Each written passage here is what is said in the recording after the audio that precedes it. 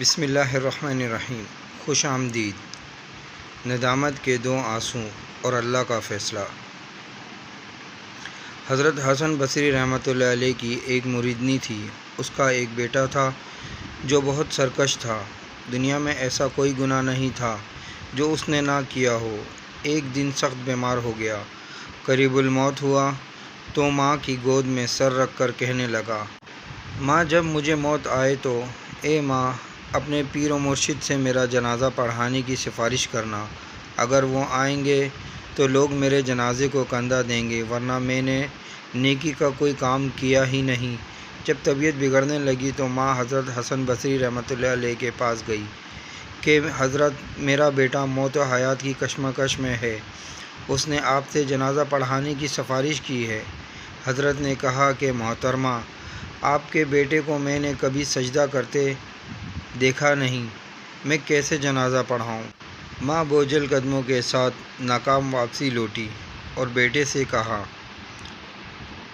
اگر زندگی میں میری ایک بات مانی ہوتی تو آج میرے مرشد جنازہ پڑھانے سے انکار نہ کرتے۔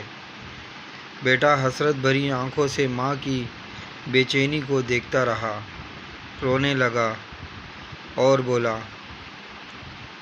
ماں جب مجھے موت آئے تو میرے پاؤں کو رسی سے باندھ کر سارے شہر میں گھسیٹنا اور یہ آواز لگانا کہ جو اللہ کی نافرمانی کرتا ہے، جو اس کا حکم نہیں مانتا، اس کا یہی حشر ہوگا۔ اور ماں پھر مجھے دفنانا نہیں، مجھے اس شہر کی سب سے گندی جگہ پھینکنا تاکہ لوگ مجھ سے عبرت پکڑیں۔ اس حالت میں اس لڑکے کو موت آئی اور روح پرواز کر گئی۔ وفات کے چند لمحوں کے بعد دروازے پر دستک ہوئی۔ ماں نے دروازہ کھولا تو دیکھا حضرت حسن بصری رحمۃ اللہ علیہ کھڑے تھے۔ کہنے لگے، میں جنازہ پڑھانے آیا ہوں۔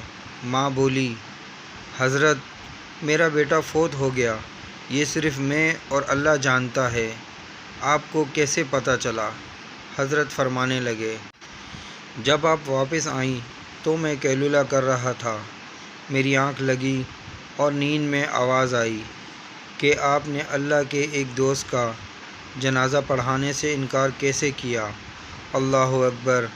یہاں ندامت کے دو آنسو گرے، وہاں مغفرت کا فیصلہ ہو گیا۔ اللہ بڑا رحیم ہے۔